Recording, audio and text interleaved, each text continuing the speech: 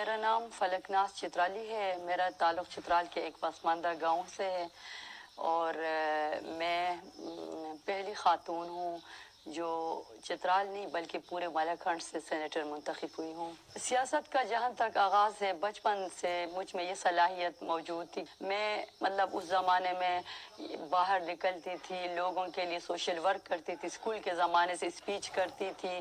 مجھے لگا کہ اس کے لیے ایک بہترین پلیٹ فارم جو ہے وہ پالیٹکس ہے. ہمارے خاندان میں باہر جانے کا لوگ تصور بھی نہیں کر سکتے تھے، تو اس میں میرا چچا کا بہت رول ہے، میرے ابو کا بہت رول ہے. انہوں نے مجھے پالیٹکس میں لے آئے. نہ میں نے دن کو دیکھا نہ میں نے رات کو دیکھا، میں نے پالیٹکس شروع کی. شروع میں نے خواتین کو موٹیویٹ کرنا شروع کیا. تو پہلے ان کے جو پیرنٹس ہوتے تھے یا ان کے جو ہسبینڈ ہوتے تھے ان کو کاؤنسلنگ کرنا مجھے پڑا. تو 2002 میں مجھے پورے KPK میں دوسرے نمبر کا ریزرو سیٹ کا ٹکٹ بھی ملا. تو اس کے بعد مجھے سب سے زیادہ میں نے سوچا کہ میں پالیٹکس کروں کہ جس میں میں کھل کے پالیٹکس کر سکوں. خان صاحب نے مجھے موقع دیا.